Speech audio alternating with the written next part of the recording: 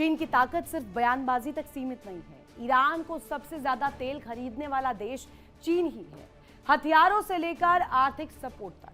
Beijing Tehran का सबसे बड़ा सहारा माना जाता है। यही वजह है कि ट्रंप प्रशासन अब बैकडोर डिप्लोमेसी के जरिए चीन की मदद चाहता है। ऐसे में सवाल उठने लगे हैं कि क्या दुनिया की सबसे ताकतवर मानी जाने वाली महाशक्ति अमेरिका ईरान युद्ध खत्म करने के लिए चीन पर निर्भर हो गई है? क्योंकि तस्वीर साफ है, जंग मैदान में चल रही है, लेकिन समाधान की चाबी शायद बीजिंग के पास है। आपको दिखाते हैं कि युद्ध खत्म करने के लिए चीन की जरूरत क्यों है। जल्दी से उसको लेकर क्या डिटेल्स है। सबसे पहले ईरान को चीन का करीबी देश माना जाता है। दूसरा, चीन उसमें सबसे ज्यादा तेल खरीदता है, सबसे बड़ा इंपोर्टर है। अब इसके अलावा इसलिए भी जरूरत क्योंकि बदले में ईरान को हथियार देता है। अब इसके बाद ईरान चीन की बात खारिज नहीं कर सकता। चीन का जो सपोर्ट है, मेडिकल एड है, मिलिट्री सपोर्ट है, उसे अगर इग्नोर किया तो बड़ी तस्वीर बन सकती है। दूसरा कारण कि बीजिंग को लेकर के जो इग्नोरेंस है वो भारी भी पड़ सकती है। चीन गारंटर बनता है तो युद्ध खत्म हो जाएगा। चीन के कहने पर सीजफायर की घोषणा हुई थी और अब ये घोषणा आगे परमानेंट भी बन सकती है। ईरान का कहना है कि अमेरिका भरोसेमंद नहीं है, लेकिन अगर चीन आता है, चीन की एंट्री होती है तो ये भरोसा भी कायम हो जाएगा, फिर से हमला कर सकता है और चीन इस पर नजर टिकाए रह सकता है। युद्ध विराम के लिए गारंटर की जरूरत है। युद्ध विराम के लिए एक स्थायी मीडिएटर की जरूरत है। फिलहाल मध्यस्थता वाले देश के पास ताकत ही नहीं है। पाकिस्तान जो कि अभी फुल फ्लेज्ड नहीं है, अमेरिका पर दबाव बनाने की हिम्मत नहीं है। अब इन तमाम तस्वीरों को अगर आप देखेंगे तो ये बात स्पष्ट होती है कि ट्रंप अब कहीं ना कहीं फंस चुके हैं। ट्रंप जब अमेरिका से निकले थे तो तेवर अलग थे, लेकिन बीजिंग पहुंचते ही सुर बदल गए। अब सवाल उठ रहा है कि क्या ईरान युद्ध में अमेरिका बैकफुट पर है?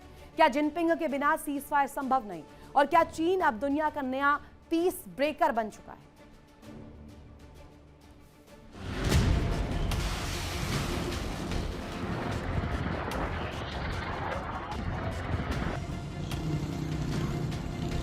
ट्रंप प्रशासन की बेचैनी का अंदाजा इसी बात से लगाया जा सकता है कि रवाना होने से पहले ट्रंप ने सार्वजनिक तौर पर चीन की जरूरत से इनकार कर दिया। लेकिन बैकडोर चैनलों से अमेरिकी टीम लगातार बीजिंग से संपर्क साधती रही। अमेरिका के विदेश मंत्री ने भी बीजिंग पहुंचने से पहले साफ कहा कि चीन अगर ईरान पर दबाव डाले तो खाड़ी का पूरा समीकरण बदल सकता है। यानी व्हाइट हाउस अब खुलकर स्वीकार कर रहा है कि इस जंग का रिमोट कंट्रोल सिर्फ तेहरान में नहीं बल्कि बीजिंग में भी है। उधर चीन भी इस मौके को सिर्फ मध्यस्थता के नहीं बल्कि ग्लोबल पावर शो के तौर पर देख रहा है। बीजिंग खुद को उस ताकत के रूप में पेश करना चाहता है जो युद्ध रोक सकती है, जबकि अमेरिका युद्धों में फंसा हुआ दिखाई दे रहा। बीजिंग चाहता है कि वो दुनिया को ये संदेश दे कि अगर वॉशिंगटन युद्ध की राजनीति करता है तो चीन शांति की राजनीति करता है। लेकिन कहानी सिर्फ शांति की नहीं, इसके पीछे सुपर पावर की सबसे बड़ी जियोपॉलिटिकल लड़ाई भी छिपी है। अगर चीन ईरान को युद्ध रुकवाने में सफल हो जाता है तो वो सिर्फ डिप्लोमेटिक जीत नहीं होगी, यह अमेरिका की वैश्विक पकड़ पर सीधा सवाल होगा। क्योंकि तब दुनिया देखेगी कि मिडल ईस्ट में बंदूक अमेरिका चलाता है, लेकिन युद्ध खत्म करवाने की चाबी चीन के पास है।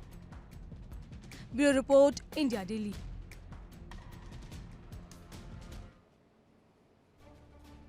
और अब इस बीच बड़ी खबर हॉर्मूज को लेकर। हॉर्मूज पर अमेरिका की नाकेबंदी जारी है। अब तक 67 शिप्स जो है एक्शन में नजर आ रही है। जहाजों ने रास्ता बदलना शुरू किया है। सेंटकॉम के हवाले से बड़ी जानकारी मिल रही है।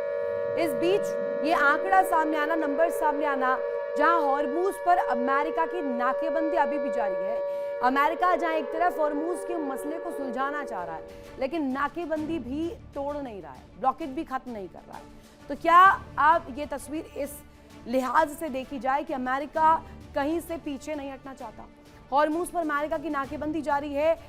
इस बीच एक्शन की जो तस्वीर सामने आ रही है जिसमें जहाजों पर कार्रवाई हुई है। सेंटकॉम जो दावा कर रहा है जहाजों ने रास्ता बदलना शुरू कर दिया है, रास्ता चेंज करना शुरू कर दिया है, क्योंकि वहां वो कार्रवाई की जद में आ रहे हैं। अब ये जो तस्वीर गल्फ में बन रही है और खास तौर पर अरब की तस्वीर जिस तरीके से इस वक्त सुलगती भी नजर आ रही है। इस बीच हॉर्मूज क्या वही सेंटर बनने वाला है या यूं कहे एपी सेंटर बनने वाला है जहां तीसरे विश्व युद्ध की तस्वीर सामने आएगी, जहां से शुरुआत होगी? और साथ ही साथ इस पूरी तस्वीर को देखें तो हॉर्मूज से क्या आगे पूरी तस्वीर चिंताजनक बनने वाली है? ईरान के परमाणु कार्यक्रम को लेकर बड़ी खबर। इस बीच अमेरिका की ऊर्जा सचिव का बड़ा दावा, परमाणु हथियार बनाने के करीब ईरान है। ऑपरेशन एपिक फ्यूरी के बावजूद ईरान मजबूत है। तो ईरान के परमाणु कार्यक्रम पर बड़ी खबर। अमेरिका के ऊर्जा सचिव का बड़ा दावा, परमाणु हथियार बनाने के करीब ईरान पहुंच चुका है। ऑपरेशन एपिक फ्यूरी के बावजूद ईरान मजबूत है। परमाणु हथियार बनाने के करीब यूएस की तरफ से कहा गया है कि ईरान पहुंच चुका है। ये दो बड़ी खबर, दो बड़ी ब्रेकिंग्स। एक तरफ आप देखेंगे तो सेंटकॉम का वो बड़ा दावा जिसमें नाकेबंदी को भी बुलंद बताया जा रहा है कि नाकेबंदी अभी भी जारी है। दूसरी तरफ ईरान के परमाणु कार्यक्रम को लेकर खबर, जहां अमेरिका इस ऑपरेशन को लेकर जिक्र कर रहा है। ऑपरेशन एपिक फ्यूरी के बावजूद ईरान मजबूत है। एपिक फ्यूरी हो चुका है, खामेनी एलिमिनेट हो चुके हैं, लेकिन अभी भी परमाणु हथियारों का खेल चल रहा है। और इस वक्त ऑपरेशन एपिक फ्यूरी के बावजूद भी ईरान न्यूक्लियर प्रोग्राम पर काम कर रहा है। ये दो बड़ी ब्रेकिंग्स इस वक्त जो आप देख पा रहे होंगे। अगर इसे एनालाइज करें तो इस वक्त हॉर्मुज वो संकट नजर आ रहा है जिसके वजह से दुनिया में इस वक्त त्राही त्राही मची हुई है। और साथ ही साथ सवाल इस बाबत कि बीजिंग में जो महाशक्तियों का जुटान हुआ है, दो महाशक्ति साथ आए हैं। अब क्या एक मेज पर इसको लेकर बातचीत हो सकती है? क्या इसको लेकर स्पष्ट रुख रखा जा सकता है? क्या जो यूटर्न डोनाल्ड ट्रंप ने लिया है वो बीजिंग के सामने बेअसर रहा है, इस वजह से लिया गया कदम है? अब ये दो बड़ी ब्रेकिंग्स साथ में देखिए।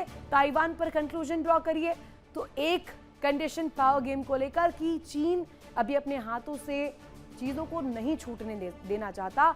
और यही वजह है कि जिनपिंग की जो इस वक्त कहा जाए चालबाजी सबसे ज्यादा अहम कड़ी साबित होगी कि चीन का जो कॉल है वही आगे की नीति रणनीति डिसाइड करेगा।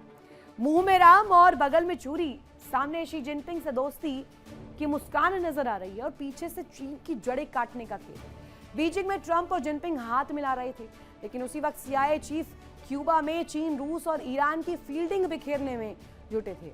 अमेरिका अब मिडिल ईस्ट के बाद कैरेबियन में नया मोर्चा खोल चुका है, क्योंकि वॉशिंगटन जानता है अगर क्यूबा हाथ से निकल गया तो फ्लोरिडा के दरवाजे पर चीन की जासूसी और रूस की रणनीति हमेशा मंडराती रहेगी। और हम क्यों कह रहे हैं कि मुंह में राम बगल में छुरी? क्या वो हरकत है अमेरिका की जिसकी वजह से इस तरीके की तस्वीर बन रही है? बीजिंग में दोस्ती, क्यूबा में घेराबंदी कैसे? अमेरिका का डबल गेम, एक तरफ बातचीत की मेज सजा ली है, दूसरी तरफ क्यूबा को अब टारगेट पर सेट कर लिया है। एक साथ ट्रंप का ट्रिपल वार, चीन, रूस, ईरान पर अमेरिका का ये वार है। एक साथ तीनों महाशक्तियों को लेकर क्यूबा पर कब्जे की तैयारी है। 151 किलोमीटर दूर चीन का जासूसी अड्डा है और यहीं पर नजर टिकी हुई। बीजिंग में जिनपिंग से दोस्ती, क्यूबा में चीन पर CIA का वार, हवाना बना अमेरिका चीन की नई जंग का मैदान।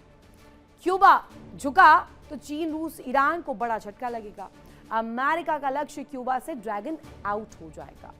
वो स्पाई नहीं कर पाएगा, जासूसी नहीं कर पाएगा और सीधे तौर पर ये तस्वीर बनना सबसे ज्यादा अहम होगा। बूस्टअप मिलेगा वॉशिंगटन को कैसे, वो भी दिखाते हैं।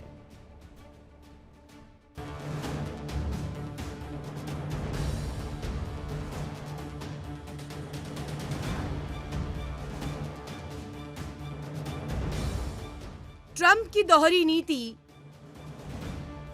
मुंह में राम बगल में छुरी। बीजिंग में दोस्ती, हवाना में CIA की घेरेबंदी। डोनाल्ड ट्रंप चीन पहुंचे, शी जिनपिंग के साथ कैमरों के सामने दोस्ती, शांति और सहयोग की बातें की, लेकिन पर्दे के पीछे अमेरिका ने चीन के खिलाफ नया ऑपरेशन शुरू कर दिया। जब ट्रंप बीजिंग में थे उसी समय CIA director John Radcliffe Cuba पहुंच गए। क्यूबा यानी अमेरिका के ठीक पीछे बैठा वो देश जहां चीन, रूस और ईरान सालों से अपनी पकड़ मजबूत करते रहे हैं।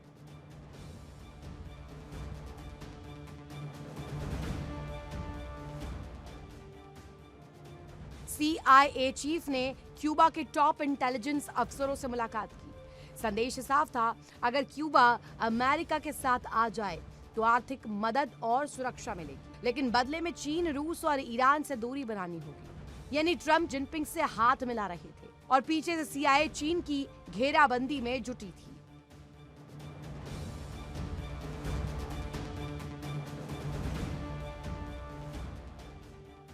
असल में अमेरिका की सबसे बड़ी चिंता क्यूबा में चीन के कथित जासूसी अड्डे। फ्लोरिडा से महज 151 किलोमीटर दूर बैठा क्यूबा अमेरिका के लिए हमेशा रणनीतिक खतरा रहा है। हवाना के पास बेजुकल बेस पर चीन की निगरानी गतिविधियों की चर्चा लंबे समय से होती रही है। दावा है कि यहाँ ऐसे सिस्टम लगाए गए हैं जो अमेरिकी सैन्य ठिकानों, सैटेलाइट नेटवर्क और सबमरीन गतिविधियों पर नजर रखे हैं। यानी अमेरिका के दरवाजे पर चीन की आंख।